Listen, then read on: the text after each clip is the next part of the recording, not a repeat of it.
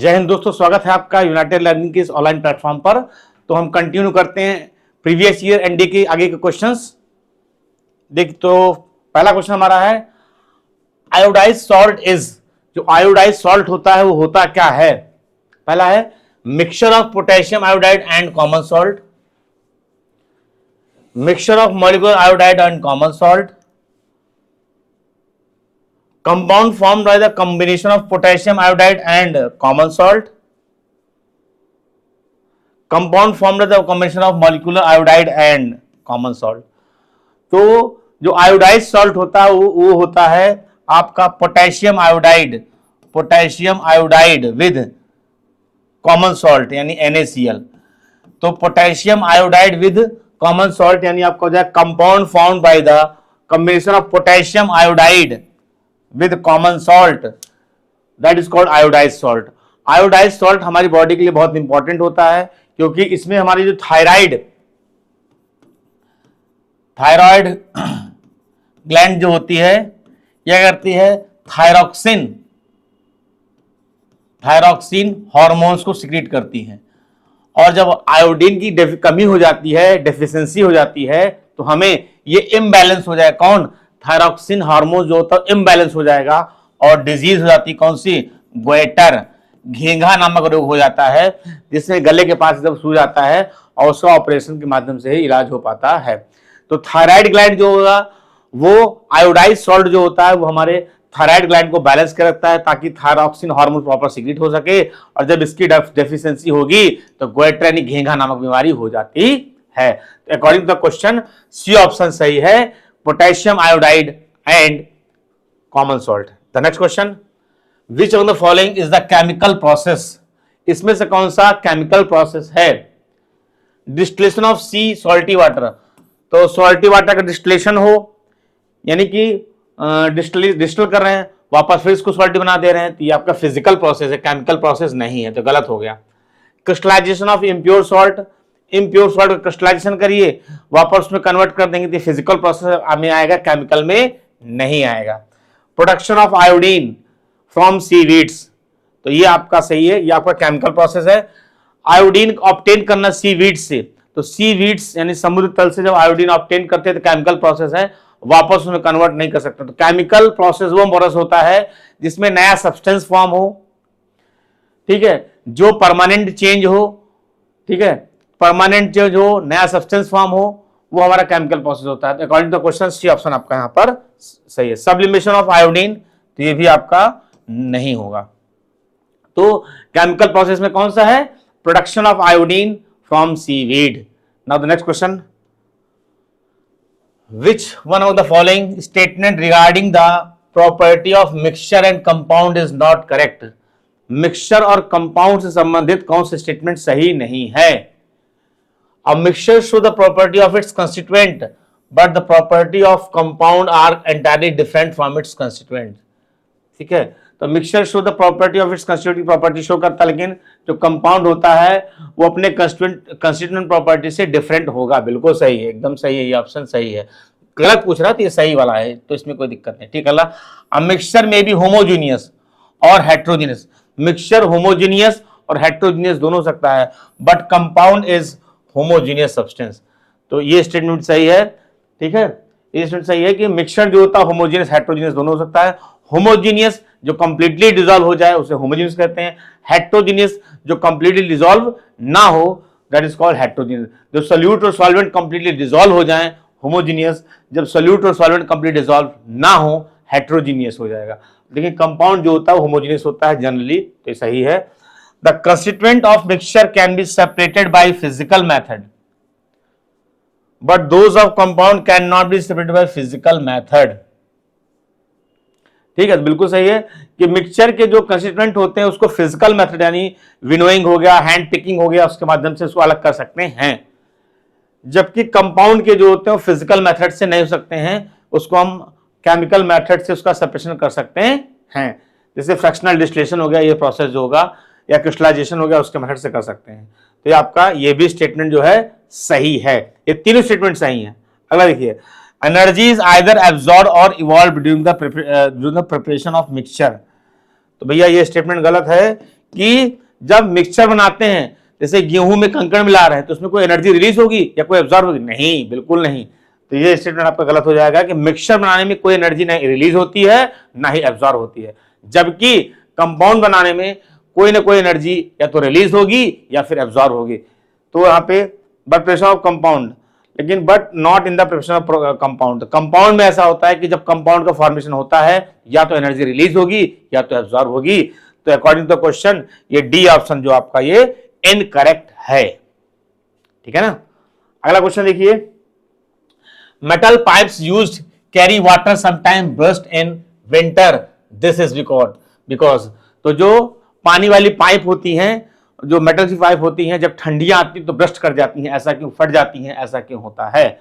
तो पहला आप देखो क्या ऐसा क्यों होता है कि जब विंटर में क्या होता है, ऐसा ठंडी में होता है, तो विंटर में क्या होता है आप याद रखिएगा कि जो मेटल पाइप क्या करेगी, मेटल पाइप जो होगी वो क्या करेगी, कॉन्ट्रैक्ट करेगी, सिकुड़ेगी, ठंडी की वजह से क्या कर जाएगी, सिकुड़ेगी। और जो वाटर होगा क्या करेगा, वाटर इज एक्सपेंड करेगा, वाटर क्या करेगा, एक्सपेंड करेगा। तो पाइप सिकुड़ रही है और वाटर एक्सपेंड कर रहा है। जब टेम्परेचर बिलो जाएगा कितना, मतलब जीरो की तरफ जा रहा है, ठीक है, 2 जा रहा 3 बन रहा है तो घटेगा, तो वाटर एक्सपेंड करेगा। इन दोनों कंडीशन में क्या हो जाएगी, वो पाइप ब्रस्ट कर जाती है, फट जाती है।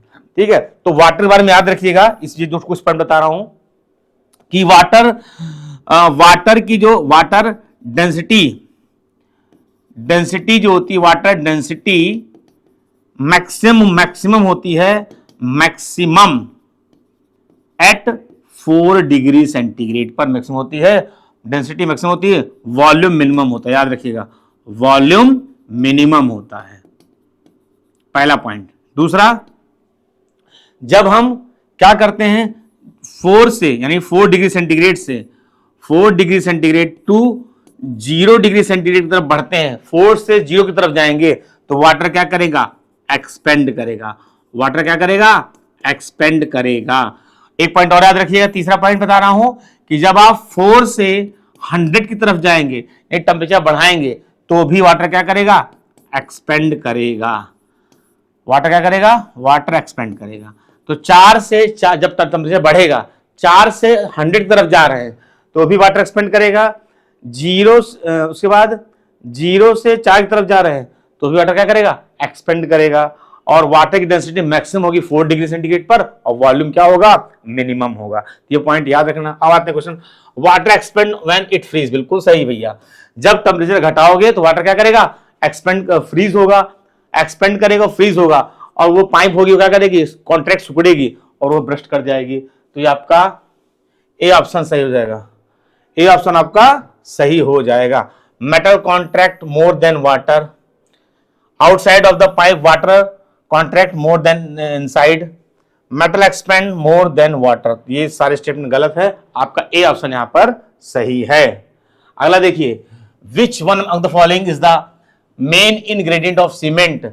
सीमेंट का मेन इंग्रेडिएंट क्या है, जिप्सम, लाइमस्टोन, क्ले, ऐश। ठीक है, जिप्सम हो गया, लाइमस्टोन हो गया और क्ले हो गया। तो ठीक है, तो इसमें जो कैल्शियम, ये क्ले जो लाइमस्टोन के कैल्शियम ऑक्साइड होता है, तो इसकी मात्रा जो होती है 60 से 65% होती है। ठीक है, फिर क्ले यानी SiO2 हो जाएगा, इसकी मात्रा 20 से 25% होती है।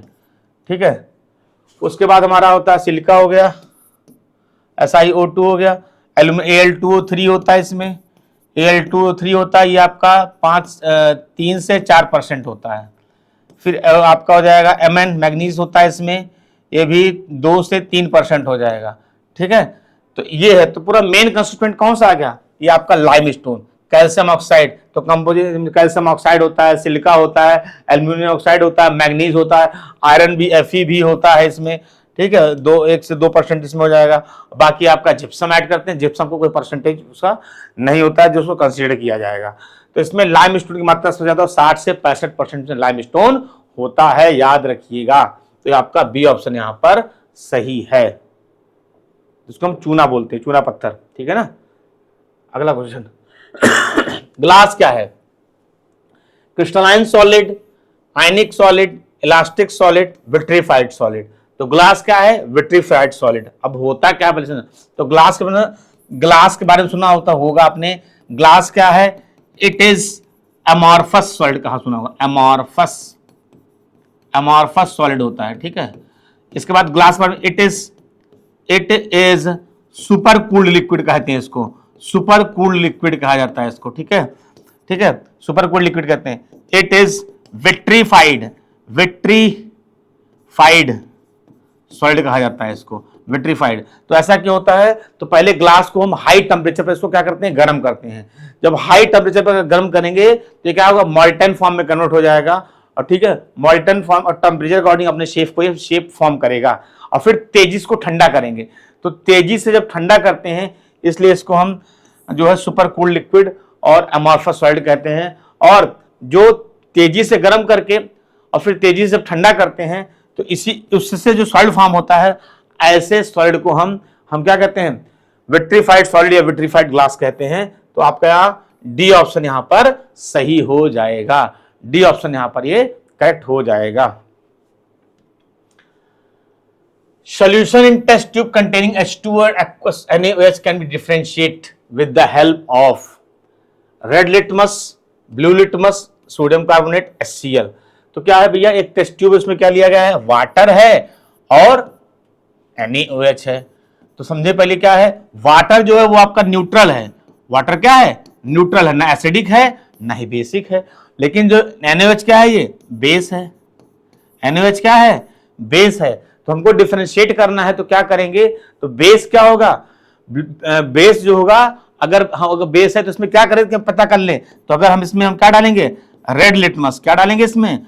रेड लिटमस से रिएक्शन करेगा NaOH, और क्या कन्वर्ट हो जाएगा? ब्लू में कन्वर्ट हो जाएगा। रेड लिटमस का रिएक्शन NaOH से होगा, किस में कन्वर्ट हो जाएगा? ब्लू में हो जाएगा। तो आपका हो जाएगा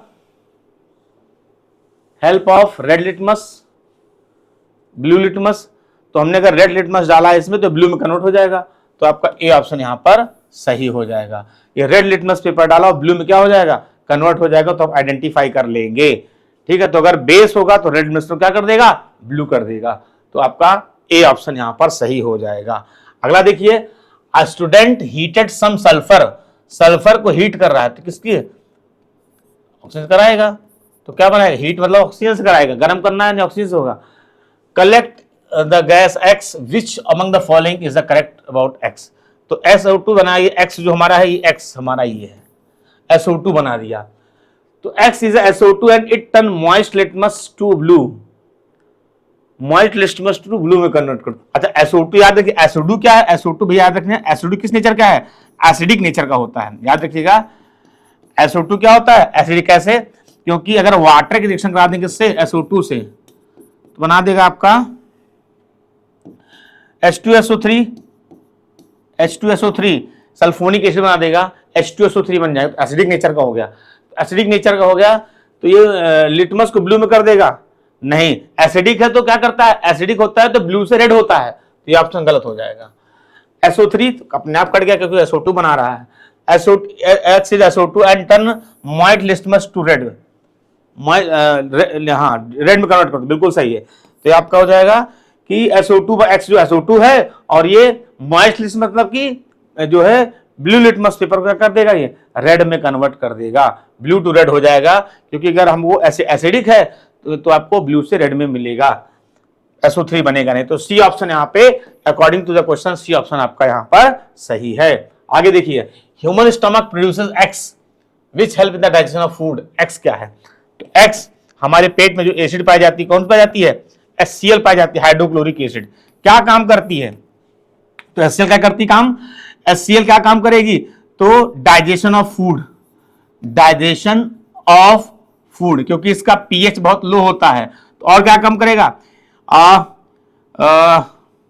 किल बैक्टीरिया को किल करेगा और हमें प्रोटेक्ट करेगा। बैक्टीरिया को किल करके और हमें इन्फेक्शन से बचाता है। भाई बहुत सारी चीजें हम ऐसा खा लेते हैं जिसमें हमारा उसमें बैक्टीरिया वगैरह हमारे खाने में चला गया था, हाथ में तो तब भी खा लिए, तो जा करके HCl उस बैक्टीरिया का काम खत्म कर देता है और हमें इन्फेक्शन से बच। लेकिन जब ताकतवर बैक्टीरिया होता है तो फिर उसको वो नहीं किल कर पाता और इन्फेक्शन हमें हो जाता है। तो बैक्टीरिया किल करता है, दूसरा पॉइंट हो जाएगा। तीसरा पॉइंट हो जाएगा कि क्या करेगा, हमारी बॉडी में पेप्सिन पाया जाता है, पेप्सिन को क्या करता है, पेप्सिन को एक्टिवेट कर देगा।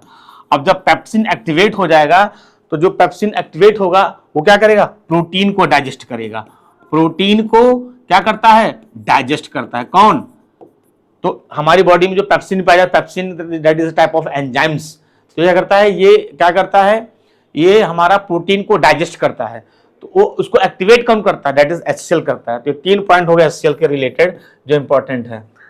तो digestion of acetic acid, methanoic acid, hydrochloric acid, तो ये आपका सी ऑप्शन हो गया। Hydrochloric acid help in the food digestion, that act is hydrochloric acid, इसका सही ऑप्शन सी ऑप्शन सही है। अगला देखिए, when concentrated H2SO4 split on the surface, it should be immediately clean। अचानक से अगर H2SO4 गिर जाए सरफेस पे तो उसको क्या करना है हमको, सही कैसे जल्दी से क्लीन कर, क्या करते हैं उसको, तो भाई H2SO4 क्या है, एक तरह का एसिड है।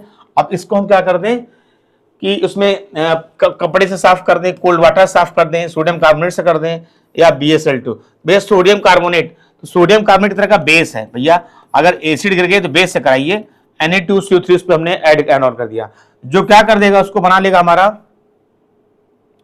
Na2SO4 बन जाएगा, सोडियम सल्फेट बन जाएगा, और वाटर निकल जाएगा, और CO2 निकल जाएगी, इवॉल्व हो जाएगी। तो क्या हो जाएगा कि अगर एसिड भैया एसिड है तो मैं क्या कर दूंगा, बेस गिरा दूंगा, और क्या कर दे, उसको न्यूट्रल कर देगा, और कोई फर्क उस पर नहीं पड़ेगा। तो adding Na2CO3 sodium carbonate add कर दूंगा, सोडियम सल्फेट, वाटर और कार्बन डाइऑक्साइड डिवॉल्व हो जाएगा, और इस तरीके से वो उस फर्श पर कोई नुकसान नहीं होगा। तो इसका आपका सी ऑप्शन सही है according to the question. Next, a bee sting leaves an acidic which cause pain and irritation the injected acid. Bee sting यानी मधुमक्खी अगर काट लेती है, तो जब मधुमक्खी काटती है बी स्टिंग होता है, तो बी स्टिंग जब होता है करती है तो क्या होता है, इरिटेशन, खुजली होती है, होगा, और वहां पे वो सूजन हो जाती है, स्वेलिंग आ जाती है, और स्वेलिंग हो जाती है, ठीक है।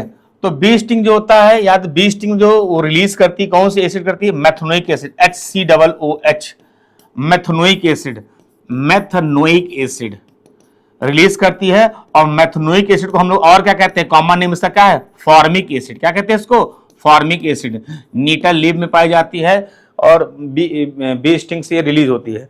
अब इरिटेशन स्वेलिंग, अब उसको रिमूव करने के लिए हम क्या करें, तो एसिड आ जाए तो बेस का इस्तेमाल करिए, न्यूट्रलाइज कर दीजिए, तो इस्तेमाल करते हैं इसका बेकिंग सोडा। तो इसको बी स्टिंग को कंट्रोल करने के लिए इसको हम क्या करते हैं, बेकिंग सोडा का इस्तेमाल करते हैं, या कोई बेकिंग सोडा का इस्तेमाल करते हैं, या कोई भी आपको बेस का इस्तेमाल कर सकते हैं। बेकिंग सोडा का फॉर्मूला होता है NaHCO3 सोडियम बाइकार्बोनेट होता है इसका फॉर्मूला। तो अब पूछ रहा है भैया कौन सा है, methanoic acid, citric, sulphuric acid, acetic acid, तो इसका answer methanoic acid. Formic acid जो काटती है उसमें कौन सा एसिड पाया जाता है, तो मैथोनिक एसिड। ठीक करने के लिए बेकिंग सोडा या NaHCO3 का इस्तेमाल करते हैं, ठीक है ना।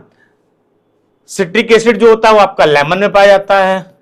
सल्फ्यूरिक एसिड तो वही, एसिटिक एसिड जो हमारा होता है विनीगर में पाया जाता है, सिरके में पाया जाता है, CH3COOH। एथनोइक एसिड को हम लोग जो है एसिटिक एसिड कहते हैं, विनीगर में पाया जाता है, सिरके में पाया जाता है। और नीटल लीफ में कौन सा है, मैथोनिक एसिड आपका सही हो जाएगा, जिसका फॉर्मूला होता है HCOOH, ये मैं बता चुका हूं, ठीक है। तो मिलते हैं अपने नेक्स्ट वीडियो में, तब तक के लिए जय हिंद क्लास। अच्छी सारी वीडियो को देखिए और प्रीवियस जो पढ़ाया उसको भी रिवाइज करिए। अगर आपको कोई डाउट हो या किसी चीज को आपको पूछना है तो आप कमेंट बॉक्स में आप उस पर बता भी सकते हैं, ठीक है। जय हिंद क्लास।